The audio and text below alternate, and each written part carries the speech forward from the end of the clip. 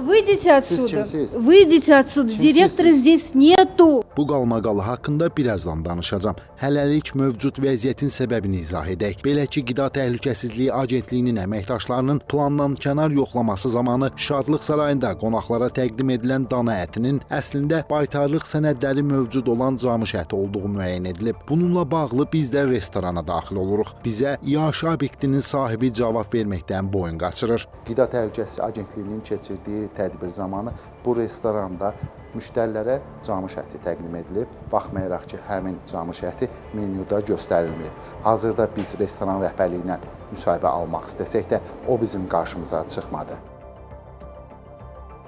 Özünü əvvəlcə bizə mühasib kimi təqdim edən xanım peşə fəaliyyətimizə mane olmağa çalışır. Özü də təzyiqlə.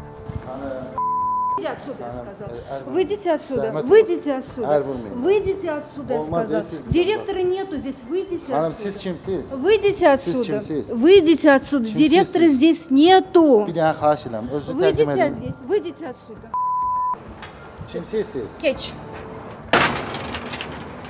Mövcud vəziyyətlə bağlı Qida Təhlükəsizliyi Agentliyindən bildirilib ki, restoranın daxilində yoxlamalar aparılıb və fotolar çəkilib.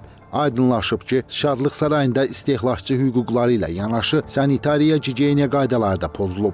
Eyni zamanda müəssisədə izlənmə sisteminin təmin edilmədiyi, müəssisəyə qəbul edilən və istehlakçılara təqdim edilən digər ətlərin baytarlıq arayışlarının və onların alqı-satqı qaymələrinin yoxlamaya təqdim edilmədiyi müəyyən edilmişdir.